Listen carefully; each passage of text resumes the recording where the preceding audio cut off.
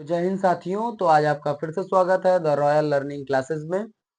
और आज क्लास शुरू करने से पहले मैं आज हमारे देश में एक ऐसी घटना घटित हुई है।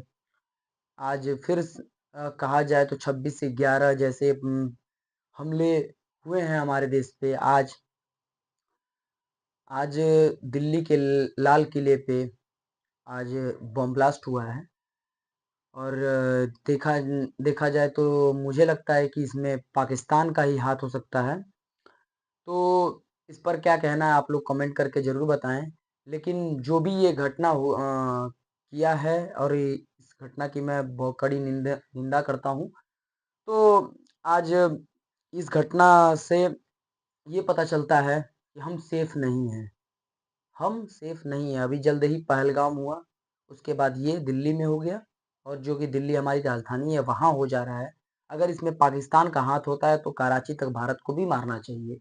मेरा साफ के साथ कहना ये है कि कराची तक घुस के पूरे पाकिस्तान को मारना चाहिए। और तब तक मारना चाहिए जब तक कि पाकिस्तान अपने घुटनों पर आकर ये ना कह दे कि भैया अब गलती नहीं होगी, जो लेना है कश्मीर लेना है, पूरा पाकिस्तान लेना है, सब ले लो, बस हमारी जान पकड़ दो, तब तक मारना चाहिए।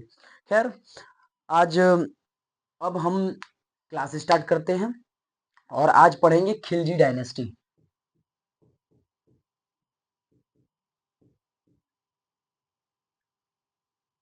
खिलजी डायनेस्टी। खिलजी डायनेस्टी के बारे में सुना आप लोगों ने? खिलजी डायनेस्टी के बारे में सुना आप लोगों ने? नहीं सुना है? सुनाते हैं। खिलजी डायनेस्टी जो था वो ये भी अफगानिस्तान से ही आए थे ये सब। ठीक है। तो यहाँ पे जब गुलाम वंश का एक आखिरी राजा था, कौन था? कुकुदबाद। कुकुदबाद। ठीक है। कुकुदबाद था नाम उसका। क्या था? गुलाम वंश का ये आखिरी था।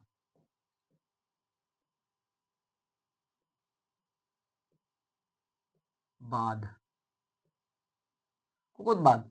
कुकुदबाद जो था ये आखिरी था, गुलाम वंश का सुल्तान, ये आखिरी इस डायनेस्टी का क्या था? इसको मार के इसको मार के जलालुद्दीन खिलजी ने। कौन? जलालुद्दीन खिलजी ने। जलालुद्दीन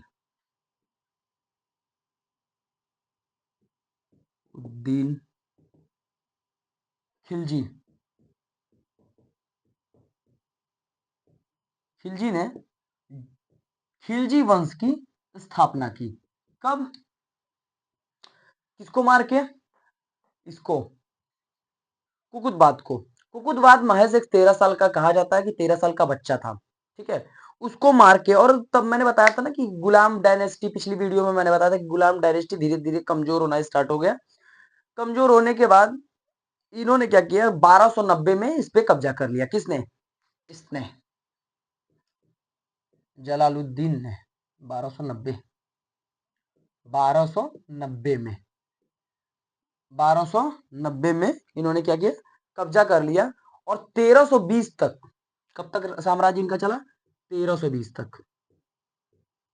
1320 तक। ठीक है।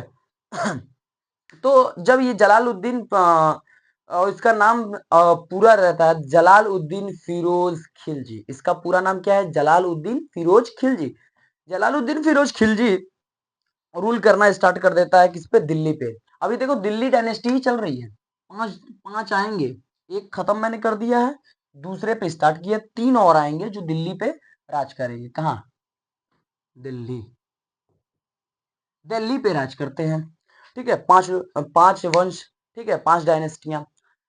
तो जब ये दिल्ली में आता है जलालुद्दीन खिलजी, तो ये रणथंभौर में 1291 में ही, कब? 90 में ये अपनी क्या बनाता है, स्थापना करता है अपने। और 1291 में रणथंभौर। कहाँ? रणथंभौर।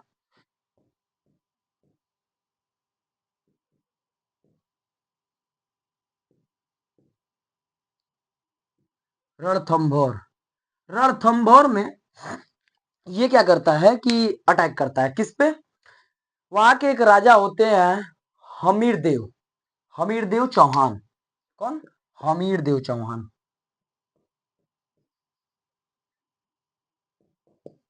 हमीर देव चौहान। हमीर देव चौहान जो होते हैं ये काफी कुशल राजा रहते हैं। कहाँ के? रणथंबोर के। और रणथंबोर में जब ये अटैक करने जाता है ये छोटा खिलजिया जलालुद्दीन खिलजी, तो जब इसके यहाँ जाता है तो ये क्या करता है कि हिम्मत ये क्या करते हैं, इसको बड़ी पीट के भगा देते हैं, चला छोटा कहीं का। तो ये भाग जाता है। कौन? जलालुद्दीन खिलजी। और हमीरदेव चौहान की जीत होती है इस युद्ध में 1291 में। उसके बाद मंगोल्स का इनके पे आक्रमण होता है। मंगोल्स का। किसका? मंगोल्स, जी हाँ, मंगोल्स। मंगोल्स का आक्रमण हुआ। कब हुआ? जब ये सब जब ये लड़ाई इन्होंने लड़ी 1291 में, तो इन्होंने क्या किया कि स्टार्ट हुआ लड़ना। और लड़ते लड़ते इन्होंने क्या किया, मंगोल्स आ गए। मंगोल्स आए तो आप लोग जानते हैं कि मंगोल्स का सबसे खतरनाक राजा कौन था? Genghis Khan. और अगर ये मंगोल्स इंडिया घुस जाते यानी कि भारत में घुस जाते, तो आपको जाहिर सी बात पता है कि ये लोग खत्म कर देते, आधी से ज्यादा जनसंख्या को समाप्त कर देते। अकेले ये भी बताया जाता है कि 30% जनसंख्या को इन्होंने ही समाप्त किया था अपने समय में। कौन? चंगेज खान के समय में। ठीक है। तो इन्होंने देखा कि ये बार बार इंडिया आते, भारत आते, लेकिन इस बीच एक घटना घटित होती है सन 1296 में। 1296 में 1296 में इनका एक भतीजा होता है।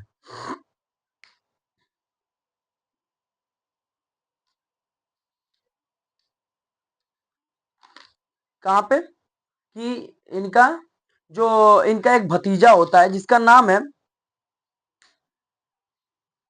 खिलजी का, इसका नाम होता है। तो ये इनका एक भतीजा अलाउद्दीन खिलजी नाम होता है उसका। भतीजा भी होता है, बाद में दामाद बन जाता है ये। हाँ, ये सही आप लोगों ने सुना कि भतीजा होता है बाद में दामाद बन जाता है। अब ये मुसलमानों में, मुस्लिम लोगों में ये सब कुछ नॉर्मल है, मुस्लिम लोगों में। ठीक है। तो आप लोग इस चीज को ज्यादा उस पे मत लीजिए। ठीक है। तो क्या हुआ कि ये भतीजा होता है। कौन? अलाउद्दीन खिलजी।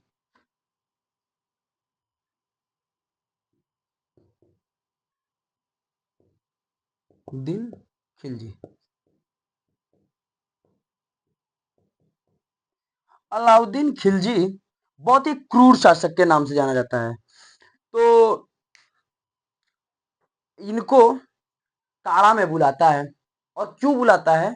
कि इसने एक जगह अटैक करता है और वहां से लूटा हुआ धन ये देता नहीं है। किसे? कुछ परसेंट, ये राजा था तो उसको कुछ परसेंट देना पड़ता है। ठीक है। तो काड़ा मानिकपुर एक इलाहाबाद यानी कि प्रयागराज में काड़ा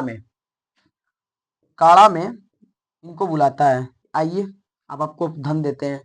तो ये क्या करता है कि देवगिरी को लूटा जाता है। कौन? अलाउद्दीन खिलजी। कहाँ को? देवगिरी को।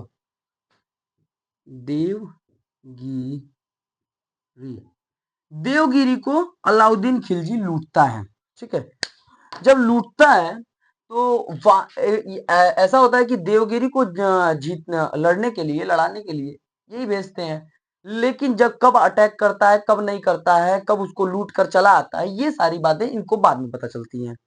तो खजाना ये देता नहीं है। किसको? अपने चाचा को। ठीक है। और इनकी बेटी मेहरुनिशा, आप लोगों ने तो वो भी देखा होगा, मूवी भी देखी होगी इसमें कि अलाउद्दीन कैसा शासक था। तो मूवी में कुछ चीजें हटके बनाई जाती हैं। ठीक है। कुछ चीजों को हटा कर बनाई जाती हैं, लेकिन जो फैक्ट रहता है उसको भी दिखाया जाता है। 80% फैक्ट ही बताया जाता है। ठीक है। 20% इधर उधर थोड़ा सा बताया जाता है। तो जो मूवी थी, मूवी में आप लोगों ने देखा होगा कि इसने मेहरुनिशा से शादी की। शादी करने के बाद अला ये क्या हुआ कि काड़ा देवगिरी को लूट लिया। लूटने के बाद क्या किया कि आ गया कहाँ? काड़ा में। अब काड़ा कहाँ? आज का डेट का कहाँ है? प्रयागराज, इलाहाबाद। इलाहाबाद या फिर प्रयागराज, आज के डेट का प्रयागराज। ठीक है। आज के डेट में, जो आज के डेट में प्रयागराज हो गया, ठीक है। तो प्रयागराज में इसने बुलाया किसको, जलालुद्दीन खिलजी को, और धोखे से इनका कत्ल कर देता है। कहता तुम ही राजा रहोगे, चाचा भतीजे की पुरानी लड़ाई वाला मार देता है चुट्टा अपने चचवे को, और ऊपर से ससुर भी लगता है, एक तरफ से ससुर भी लगता है, एक तरफ से चाचा भी लगता है, मार देता है, कोई रिलेशन नहीं देखता है। मारने के बाद इसने क्या किया कि उनके सर को कटवाया, किसके, जलालुद्दीन के सर को कटवाता है, और उसको भाला होता है, भाला ना, उसमें उसको धसवाता है, ऐसे करवा देता है। उसको लेके पूरे साम्राज्य में क्या कहते घुमाया जाता है, घुमाया जाता है, घुमा घुमा उमा के दिखाया जाता है कि अब यहाँ पे अलाउद्दीन खिलजी क्या हो गए, सुल्तान। अब बन गया कौन सुल्तान 96 में, ये अलाउद्दीन खिलजी 96 में क्या बन गया, सुल्तान। अलाउद्दीन खिलजी बहुत ही क्रूर था अपने समय का, ठीक है। तो 21 अक्टूबर 21 अक्टूबर में 21 अक्टूबर को और 1296 में ये राजा बन गया, कौन, अलाउद्दीन खिलजी। कब, 21 अक्टूबर 1296। तो जब ये राजा बनता है, यानी कि सुल्तान बन गया, अब ये सुल्तान बनता है तो ये सारे रूल्स रेगुलेशन को अलग रखता है। और इसके जिंदगी में आप देखेंगे तो सबसे बड़ी चीज है कि लड़ता झगड़ता बहुत ज्यादा रहा है, यानी कि लड़ाई बहुत ज्यादा किया इसने, संघर्ष बहुत किया है, एक चीज ये भी है। तो संघर्ष किया किस लिए, ज्यादातर लूटने के लिए। अब आप लोगों को थोड़ी थोड़ी कहानी में बताता हूं, ठीक है। अब इसको थोड़ा सा मैं इरेज करता हूं, ठीक है। अब अलाउद्दीन खिलजी पे हम लोग आएंगे ना, अब इसको इरेज करते हैं, फिर हम लोग आएंगे अलाउद्दीन खिलजी पे। अभी तो खिलजी डायनेस्टी चल रही है।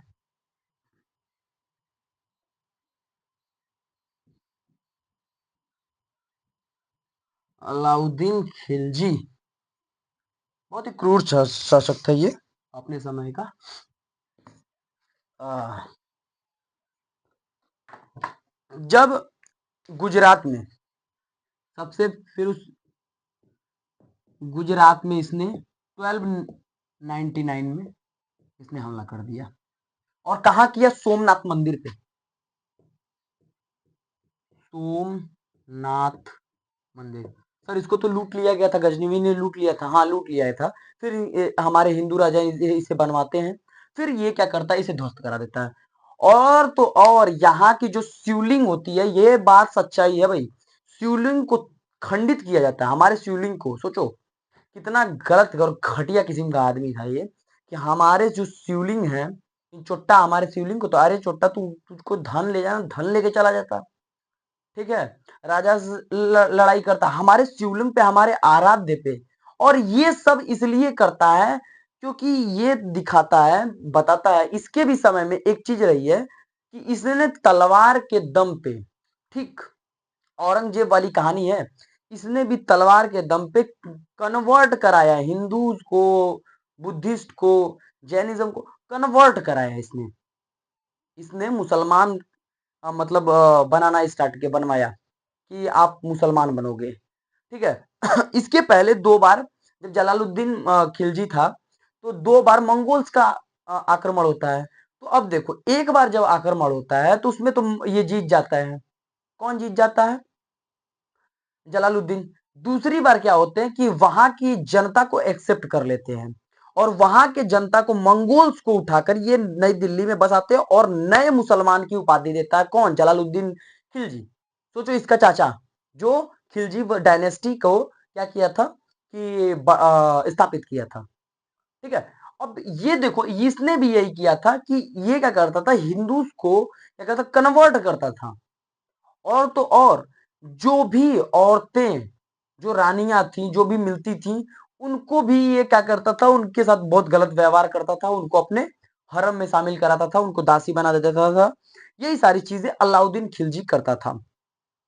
तो ये सारी चीजें कौन करता था, अलाउद्दीन खिलजी,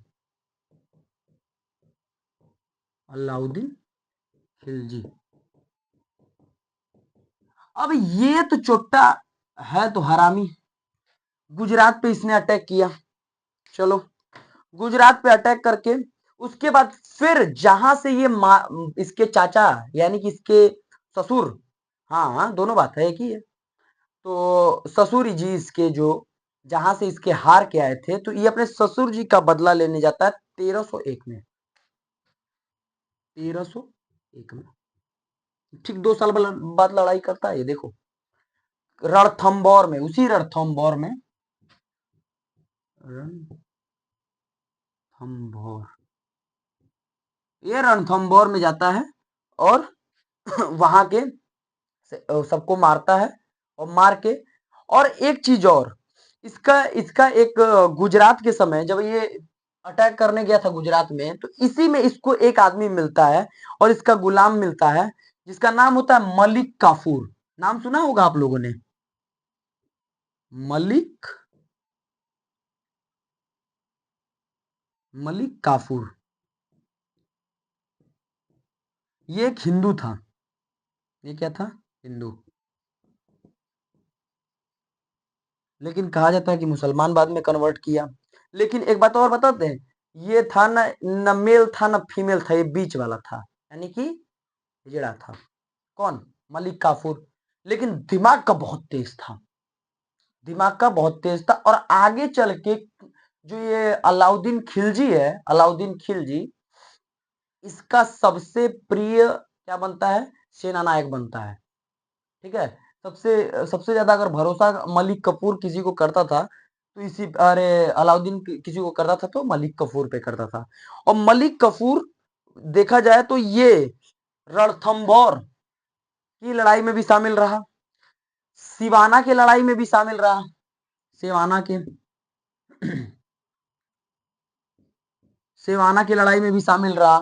सिवाना का लड़ाई 1308 में हुआ, और इस बीच बीच मंगोल्स भी आते रहे, लेकिन अभी इंडिया की बात करते हैं, फिर जाएंगे उस पे। फिर उसके बाद जलौर की, जालौर की भी में भी इसने क्या किया कि गया, जालौर,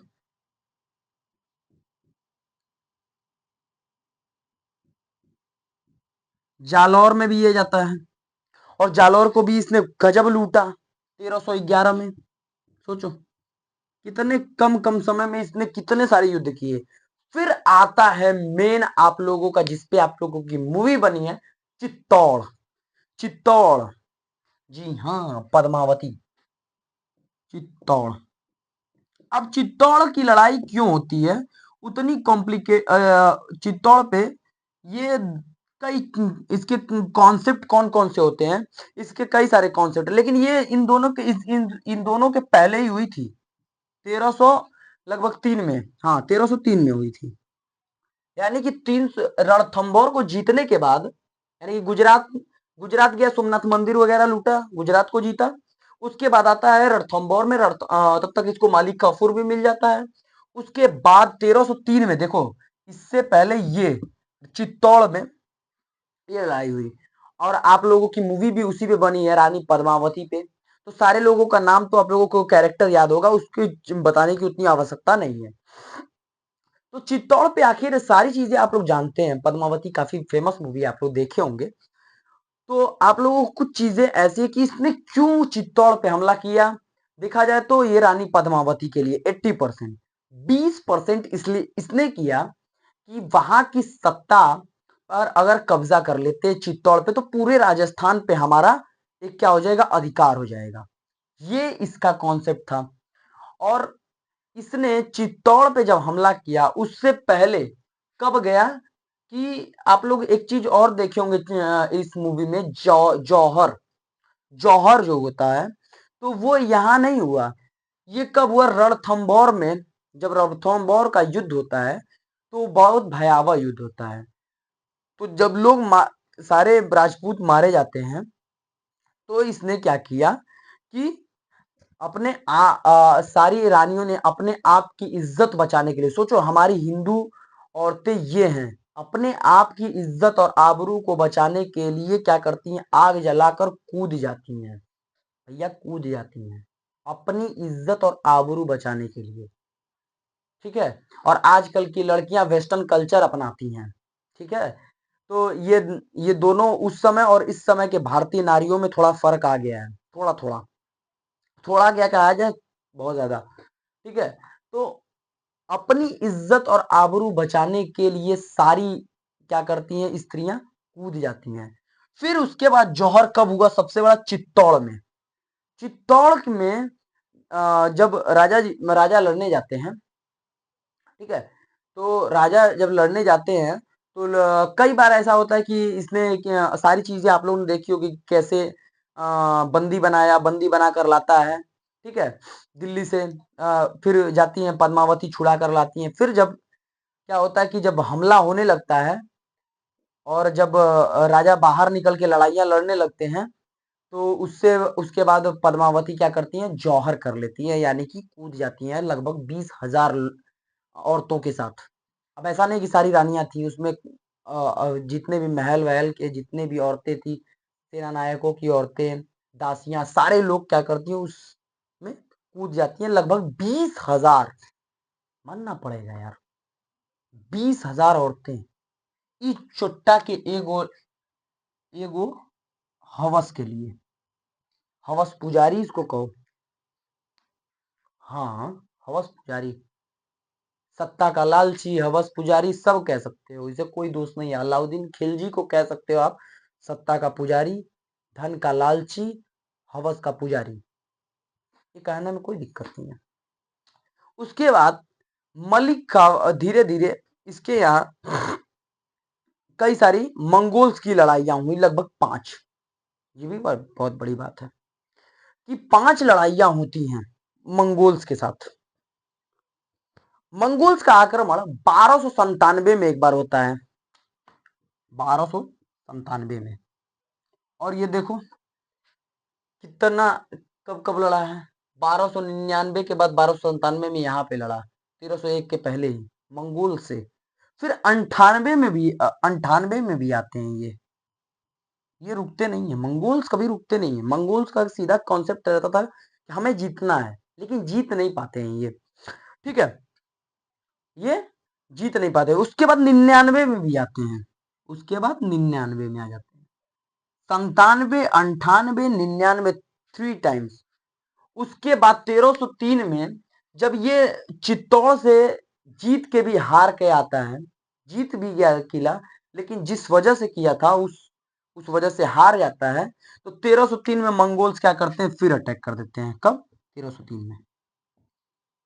तो यहां पर इसने स्ट्रेटजी लगाई, हर बार अपने सैनिकों को भेजकर ये लड़वाता था। अब इसने किले पे बुलवाया, मतलब सामने दिल्ली में, और दिल्ली में क्या किया कि आप लोगों ने देखा होगा मूवी में कि आगे खाई खुदवा दी थी इसने, जैसे आके आगे उन्होंने खाई खुदवा दी चित्तौड़ में। चित्तौड़ में जब खाई खुदवा तो सारे घोड़े और सब लोग गिर गए थे, ठीक वैसा ही इसने भी कुछ किया था, और इस वजह से ये जीत गया, ठीक है, 1303 में। उसके बाद एक बार और होता है बैटल, ठीक है। तो ये सारे बैटल्स कौन लड़ा था, अलाउद्दीन खिलजी ने। 5 बार क्या किया था इसने, मंगोल्स को भारत आने से रोका था। और एक बार हाँ 2 बार मान लो कि जलालुद्दीन ने रोका था, लेकिन एक बार नहीं कहा जा सकता, क्योंकि ज्यादातर लोगों को उसने लाके दिल्ली में बसाया था और मुसलमान बनाया था, कन्वर्ट किया था उन्हें। ठीक है, तो ये सारे कारण करते करते क्या हुआ कि धीरे धीरे अब ये ये एक्सपायर हो जाता है, ठीक है। एक्सपायर होने के बाद इसका जो सारा सेटअप होता है वो मालिक कफूर क्या करता है, चलाता है, ठीक है। तो अगला लेक्चर मैं लेके आऊंगा इसी डायनेस्टी पे, खिलजी डायनेस्टी पे। तब तक के लिए आप लोग को जय हिंद, जय भारत। उसके पहले मैं एक बार आप लोग को फिर से याद दिला दूं कि आज हमारे देश में एक बहुत ही दर्दनाक घटना हुई है, जिसकी हम कड़ी निंदा करते हैं। आज हमारे दिल्ली में, दिल्ली के लाल किले पे क्या होता है कि बॉम्ब ब्लास्ट किया गया है। अब ये अभी पता नहीं चला है कि वो पाकिस्तान की तरफ से है किसी लेकिन ये काम, बॉम्ब ब्लास्ट करने का काम सिर्फ एक ही आदमी कर सकते हैं, वो है आतंकवादी, ठीक है। अब वो चाहे देश के हों चाहे विदेश के हों, देश में कौन से आतंकवादी पैदा होते हैं ये तो पता नहीं, लेकिन विदेश के होंगे, ज्यादातर मुझे लगता है पाकिस्तान के होंगे। इसमें कोई दो राय नहीं है कि पाकिस्तानी नहीं इसमें शामिल होंगे। मैं यही कहूंगा, सरकार से यही कहूंगा कि अभी अभी अपडेट आई है कि 8 से 9 लोग मारे जा चुके हैं, 14 से 15 लोग घायल हैं। ये सारी चीज़ें आई हैं और इसकी कड़ी निंदा मैं करता हूँ। लेकिन अगर मैं सरकार से यही कहूँगा कि क्या यही हमारी सेफ्टी है? यही हमारी सेफ्टी आप कहते हैं कि बम ब्लास्ट नहीं हो रहा है, ये नहीं हो रहा है, वो नहीं हो रहा है। यही हमारी सेफ्टी है कि कोई पहलगाम करके चला जा रहा है, कभी क कुछ हो जा रहा है। अब आज दिल्ली, अभी तक तो कश्मीर तो कश्मीर, अब दिल्ली में भी ये हो गया। तो हमें लगता है कि पाकिस्तान को इस बार सफाया देना, मुँह तोड़ जवाब देने की कोई ज़रूरत नहीं है। मुँह तोड़ जवाब देना ही नहीं, इनको साफ कर देना चाहिए। देखिए, कचरे को साफ करेंगे, रिकॉर्ड क्लियर हो जाएगा ऑटोमेटिक। चाइना को चिल्लाते रहने दीजिए, ठीक है? तो इसके लिए इसके साथ मैं विदा लेता हूँ, ठीक है? जय हिंद, जय भारत।